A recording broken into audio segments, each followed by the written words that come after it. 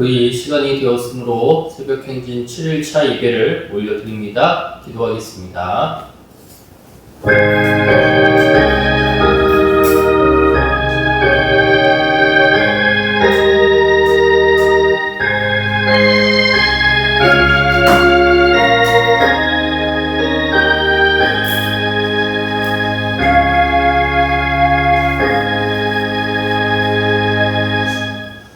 찬송가 390장 찬송 부르겠습니다.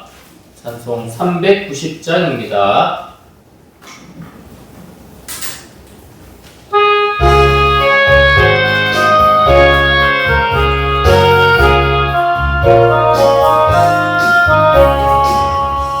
예수가 거느리시니 즐겁고 평안하구나. 주야의 장복케는 것 예수가 거느리시네. 주 날 항상 돌보시고 날 친히 거느리시네. 주 날 항상 돌보시고 날 친히 거느리시네.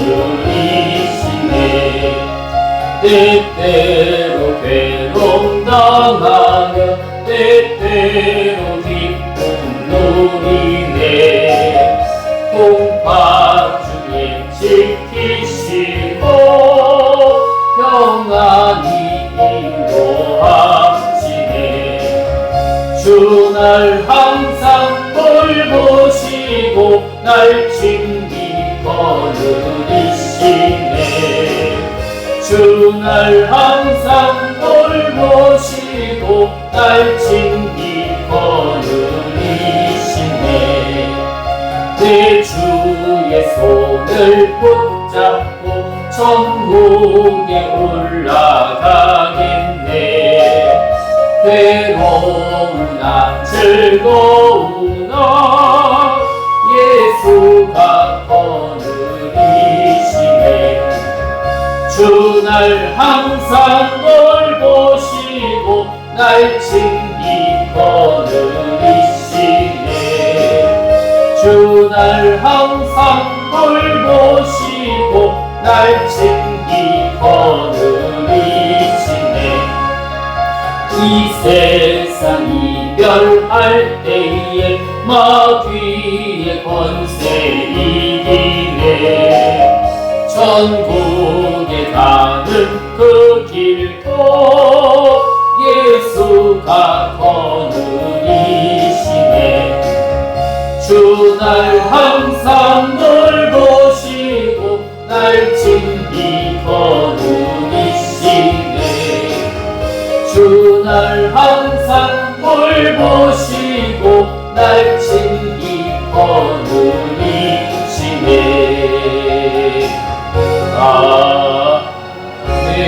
아멘. 우리 한 장 더 찬송합니다. 419장입니다. 419장 찬송합니다.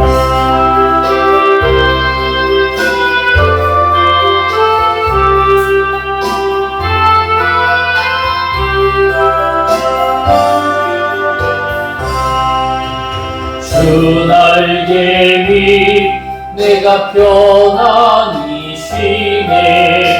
밤 깊고 비바람 불어쳐도 아버지께서 날 지켜주시니 거기서 편안히 쉬리로다. 주 날개 밑 평안하다. 그 사랑 끈을 자니며 주 날개 밑 내 쉬는 영혼 영원히 거기서 살리. 주 날개 밑 나의 피난처 되니 거기서 쉬기를 원하노라. 세상이 나를 위로치 못하나 거기서 평화를 누리리라.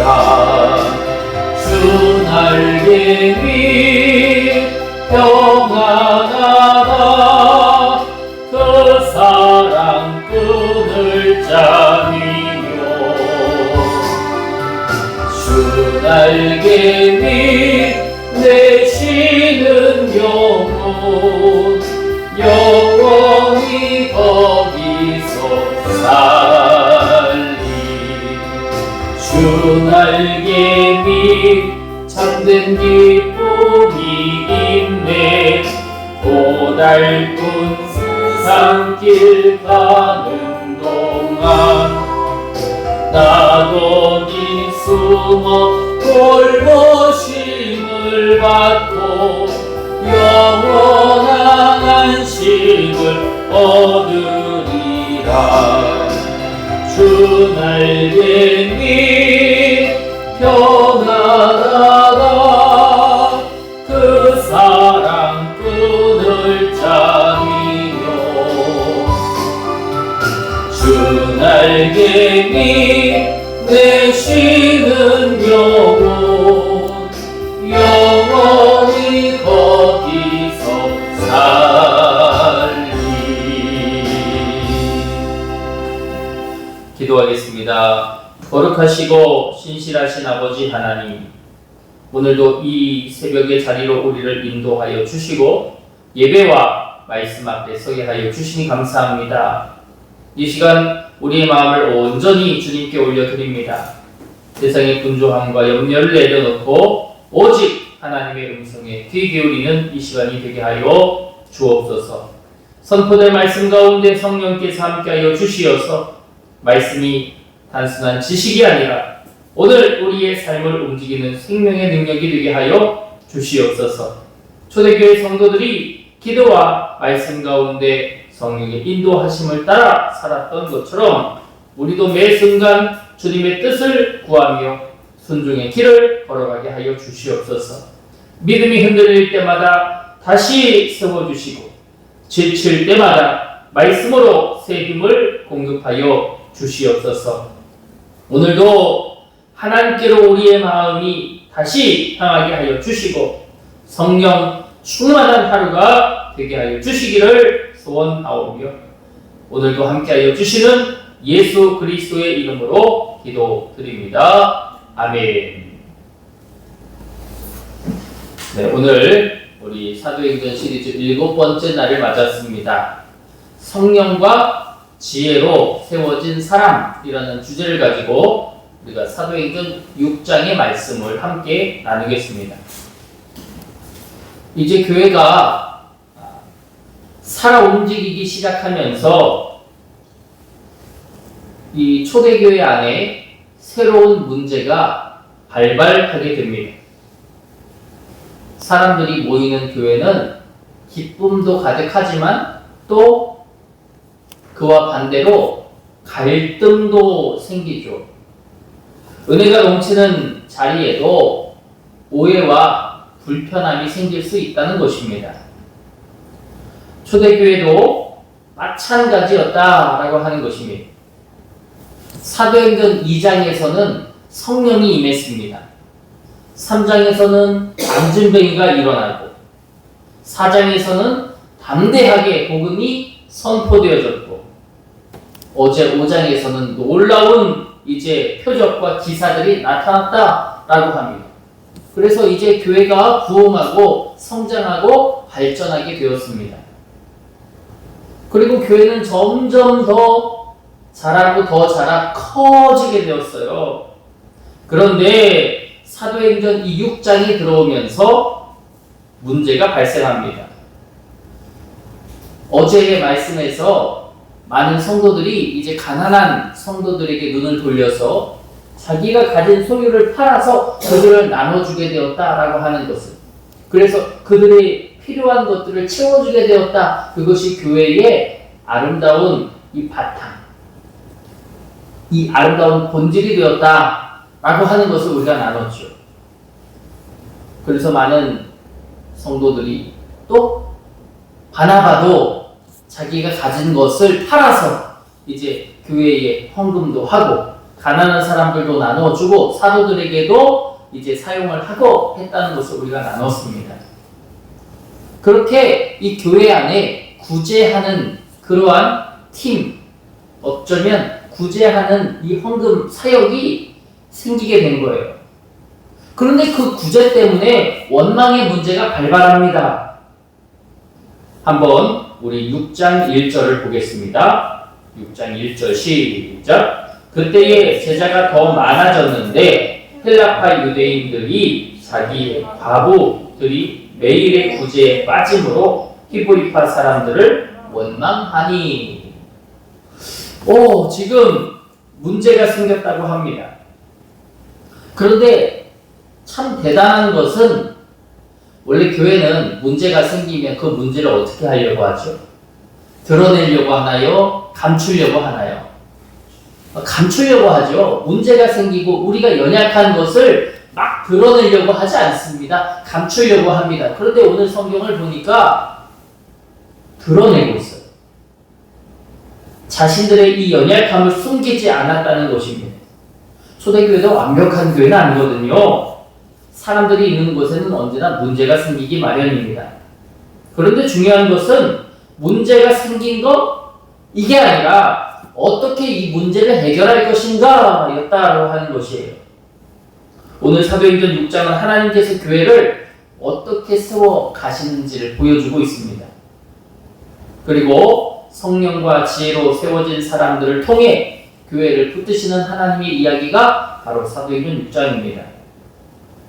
앞서 표현했던 것처럼 이 초대교회가 굉장히 빠르게 성장해 가고 있었습니다. 사람들이 막 날마다 모이는 거예요. 말씀이 살아 움직이고 기도가 뜨겁고 복음이 막 살아나고 능력이 나타나고 그런 교회가 초대교회였습니다. 그런데 앞서 1절을 읽었듯이 교회가 커질수록 현실적인 문제가 생기는 거예요. 당시 교회 안에는 히브리파 유대인들 그리고 헬라파 유대인들이 있었습니다. 히브리파 유대인들, 헬라파 유대인들 뭐냐? 히브리파 유대인들은 이제 정통적으로 그 유대, 팔레스타인 지역에 살고 있었던 그런 유대인들을 말합니다. 그들이 늘 사용했던 아람어와 히브리어를 사용하는 정통 유대인들이라고 생각하면 됩니다. 그럼 헬라파 유대인들은 무엇이냐? 그들은 헬라어, 그리스 말이죠. 이 그리스, 이집트나 이 이스라엘 변방에 살았던 그 지역에서 이제 교회가 생겼다는 것을 듣고 이사를 온 사람들이 헬라파 유대인들이었습니다. 그래서 이 히브리파 유대인들은 다수고 헬라파 유대인들은 소수였어요. 그런데 지금 성경에 보니까 뭐라고 나오고 있습니까? 소수였던 헬라파 유대인들의 과부들이 그 구제 헌금의 대상에서 어떻게 됐다? 빠졌다는 거예요. 화나요, 안 나요? 아니, 우리 무시하나? 우리가 소수라고 우리 무시하나? 왜 다수인 저 히브리파 유대인들이 우리 소수인 헬라파 유대인들 과부들은 왜 구제헌금에서 뺐지? 왜 우리는 안 도와주지? 왜 우리는 안 섬기지? 우리는 같은 성도가 아닌가? 이건 얼마든지 화가 날 수 있는 일입니다. 불만이 생길 수 있는 일이에요. 단순하게 행정적인 문제가 아니죠. 잘못하면 공동체 전체가 갈라질 수도 있는 그런 위기입니다. 무엇이 공동체를 무너뜨릴까요? 어떤 큰 잘못보다도 교회 안에 어떤 작은 원망의 불씨 하나가 교회를 무너뜨리는 힘이 있다라고 하는 것입니다. 어쩌면 작은 갈등일 수도 있지만 헬라파 과부들을 무시했다라는 이 불씨가 지금 승승장구하고 있는 이 초대교회를 단번에 무너뜨릴 수도 있다라고 하는 것입니다. 그렇습니다. 사탄은 종종 문제보다 이 문제를 통해 공동체를 흔들려고 합니다. 하지만 하나님은 위기 속에서도 교회를 버리지 않으십니다. 오히려 문제를 통해 더 건강한 방향으로 하나님이 세워 가신다라고 하는 것이에요. 그래서 우리가 인정해야 될 것이 있다면 교회는 문제가 없는 곳이 아니라 하나님이 은혜로 문제를 넘어서게 만들어 주시는 공동체다라고 하는 것을 우리는 꼭 기억해야 될 것입니다. 그렇다면 여러분, 어쨌든 이 초대교회 안에 문제가 생겼습니다. 두 부류가 지금 갈등하고 있는 상황입니다. 그래서 사도들은 이 문제를 어떻게 해결했을까요? 그들은 사람을 세우기로 합니다. 그런데 그 기준이 굉장히 중요하죠. 그 기준이 아주 명확해야 합니다. 자, 그 기준이 되는 우리 3절을 한번 읽어보겠습니다. 3절 우리 한번 읽어봅시다. 시작. 형제들아, 너희 가운데서 성령과 지혜가 충만하여 칭찬받는 사람 7을 택하라. 우리가 이 일을 그들에게 맡기고. 여러분, 한번 생각해 보십시오. 우리가 사람을 세운다고 할 때 우리는 어떤 사람을 세웁니까? 이 일을 해결할 수 있는 사람, 또 능력 있는 사람, 그런 사람들을 찾죠. 또 일 잘하는 사람, 이 사람 성실해 보이는데 성실한 사람, 경험 많은 사람, 우리는 그런 사람들을 찾습니다. 그런데 한번 생각해 보세요. 초대교회 사도들은 누구를 세웠는가라고 하는 것입니다. 성경은 성령과 지혜가 충만하여 칭찬받는 사람을 세웠다라고 기록합니다. 다시 말하면 성령 충만한 사람을 찾았다라고 하는 것이죠. 왜 그렇습니까? 교회는요, 단순한 일반 조직이 아니기 때문입니다. 일반 조직은 일 잘하는 사람을 뽑으면 되지만 교회는 성령께서 다스리는 공동체이기 때문이에요. 여기서 중요한 것은 성령과 지혜가 같이 나온다라고 하는 것입니다. 어떤 사람들은 착각할 때가 있어요. 신앙이 그저 뜨거움만을 가지고 하는 거다라고 생각할 때가 있습니다. 아닙니다. 신앙은요, 뜨거움만으로는 해낼 수가 없어요. 때로는 지혜, 이 지혜가 굉장히 필요합니다. 반드시 필요합니다. 모세가 광야에서 얼마나 지쳤는지 몰라요. 자기가 모든 것을 다 치리하려고 하니까 힘에 부치게 됩니다. 그때 장인 이드로가 모세에게 그렇게 표현하죠. 지혜롭게 사람들을 좀 세워서 그들에게 일을 부여하라고. 그래요. 지혜롭다. 하나님은 성령을 통해서도 지혜를 통해서도 이 교회를 우리를 통해 만들어 가신다라고 하는 것입니다. 그저 재능 있는 사람, 능력 있는 사람, 아니요. 교회는 성령에 붙들린 사람들을 찾아야 하는 줄 믿습니다. 성령에 붙들린 사람들은 흔들렸다가도 사람인지라 흔들릴 수 있죠. 우리의 어떤 여러 가지의 논의, 회의, 우리도 기획위원회를 하지만 그런 회의들을 하면 의견이 하나로 딱 좁혀지는 경우도 있지만 의견이 2개 혹은 3개로 나눠지는 경우도 얼마나 많습니까? 왜 내 의견에 동참해주지 않지? 때로는 기분이 상하기도 합니다. 토라지기도 합니다. 사람이 이야기하는 데에는 다 그런 어려움들이 있기 마련이죠. 그러나 성령에 붙들린 사람, 기도하는 사람들, 하나님을 깊이 있게 붙드는 뿌리가 깊은 이들은 어떻습니까? 그런 일을 경험하여도 금방 넘어설 수 있다라고 하는 것이죠. 성령에 붙들린 사람. 사도들은 성령에 붙들린 사람들을 세웠다라고 하는 것입니다. 특별히 그 성령에 붙들린 사람들 가운데 7명의 집사를 세우는데 우리가 그 7 집사의 이름 다 모르지만 한 사람은 정확히 알고 있습니다. 누굴까요? 스데반 집사입니다. 물론 이 사람들은 원래 드러나는 사람들은 아니었습니다. 그들의 시작은요, 섬기는 자리, 섬기는 시작이었어요. 그들은 구제 사역을 맡았고요.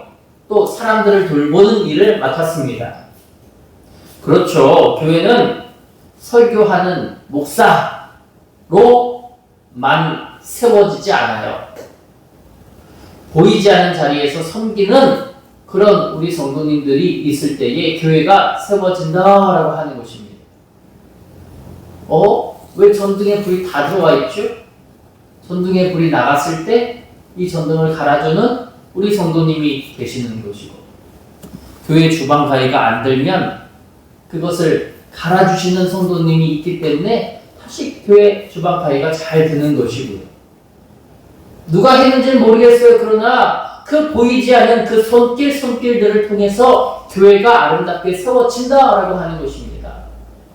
우리가 주일마다 정말 당연스럽게 식사를 요즘은 하고 있지만 사실 당연하지 않잖아요.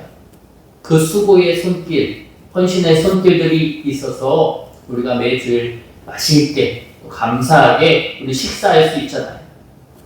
그 보이지 않는 속에서의 그 수고의 손길, 그 헌신, 그러한 것들이 있을 때 교회는 세워진다. 그래요. 교회는 기도하는 사람들을 통해 묵묵하게 헌신하고 눈물로 봉사하는 그러한 사람들 덕분에 교회가 세워진다라고 하는 것입니다.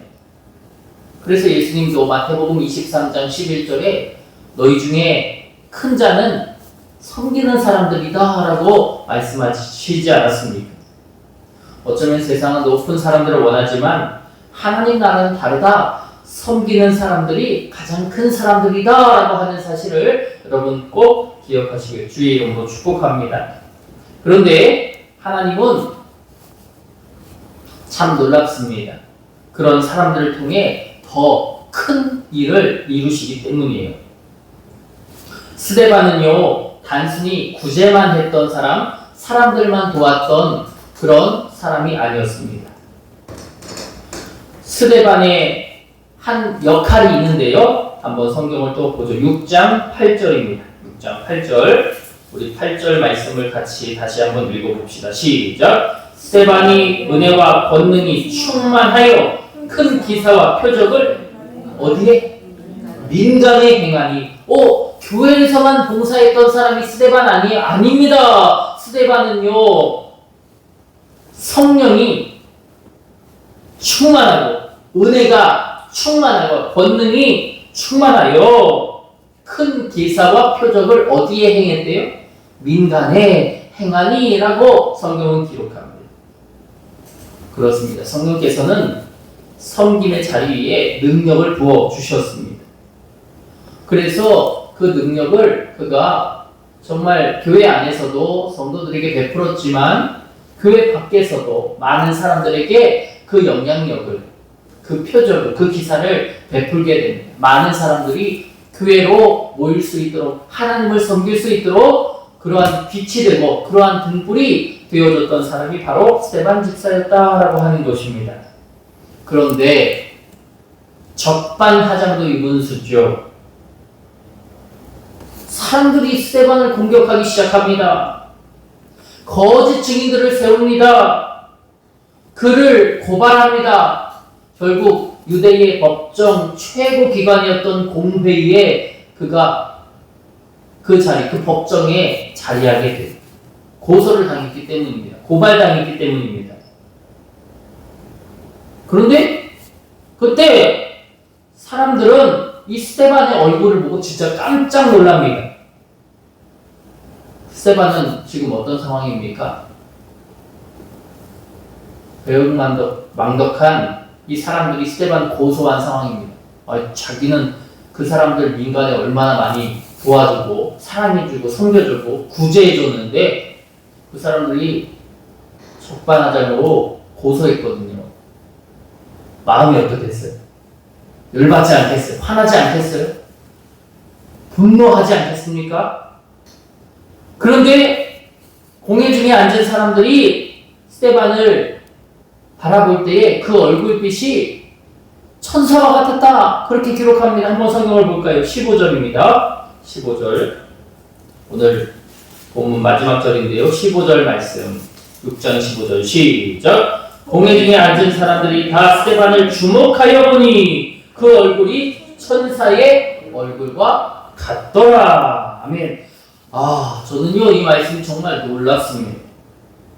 저와 여러분이라면 얼굴의 표정이 어땠을까요? 민간의 아름다운 섬김을 다 표현하고 봉사하고 헌신하고 그랬는데 날 고소해. 거짓 혐의를 받았어요. 법정에서요. 사람들이 날 뭐라고 생각할 거야? 이 문제를 어떻게 해결할 거야? 우리의 그 앞길은 어떻게 될 거야? 나는 어떻게 될 거야? 얼마나 염려와 걱정이 많습니까? 또 얼마나 화가 많이 나겠어요? 그런데 스데반의 얼굴은 어땠다는 것입니까? 천사의 얼굴과 같이 환했다라고 성경은 기록하고 있습니다. 어떻게 그럴 수 있을까요? 분노가 치밀어야 하는데 얼굴빛이 어두워야 하는데 어떻게 이렇게 천사의 얼굴처럼 환할 수 있을까? 한번 따라해 봅시다. 성령께서 함께 하셨기 때문입니다. 성령께서 함께 하셨기 때문에 스데반의 얼굴이 정말 천사의 얼굴과 같았던 것을 우리는 꼭 기억하게 되기를 주의 이름으로 원합니다. 성령께서는요 사람의 얼굴까지 바꾸시는 거예요. 생각해보면 그렇잖아요. 상황이 좋아야 웃지. 상황이 나쁜데 얼굴이 어둡지. 상황이 나쁘니까, 현실이 나쁘니까, 사람들이 날 괴롭게 하니까 내 표정이 어둡지. 인지상정 아닙니까? 그런데 성경은 아니다라고 하는 거예요. 스데반의 모습을 보십시오. 공회에 섰습니다. 앞으로 그의 삶이 어떻게 될지 물론 우리는 알죠. 이 사도행전 뒷부분에 알잖아요. 스데반 뭐에 맞아 죽습니까? 돌에 맞아 죽어요. 왜? 잘못한 게 많아서? 아니요. 억울하게 죽는 거죠. 그런 인생입니다. 그런데 그가 지금 어떤 얼굴을 하고 있습니까? 천사의 얼굴을 하고 있습니다. 성령이 충만한 사람.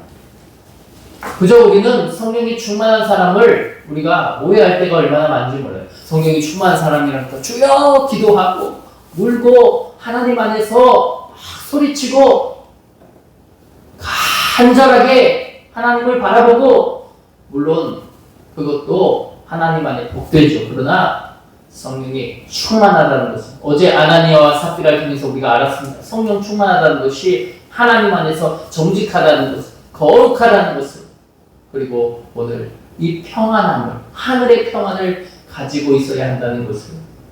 이것이 가능합니까? 나는 가능하지 않죠. 제가 이 말씀을 묵상하면서 이게 제일 안 되는 사람이 나다, 저다 이렇게 생각했어요. 화가 나면 화가 나는 대로 얼굴이 울그락해지고 예민해지면 그 예민한 게 팍 나오고 그게 누구예요? 그게 바로 저거든요. 그게 바로 우리거든요. 새삼진 다 짊어지고 있는 사람만큼 우리의 표정이 어두워 힘들어. 그게 저거든요. 이 말씀이 참 제게 성령의 사람은 이런 사람이구나. 성령의 사람은 이런 사람이구나. 하나님은 초대교회를 부흥시키시고 발전시키시고 성장시키시는데 어떻게 그것이 가능한가? 이러한 지도자들이 그 교회 안에 버티고 있었기 때문에. 스데반 집사 목회자입니까? 제사장입니까? 아니, 평신도잖아요. 평신도 중에 7명을 택하는 것입니다.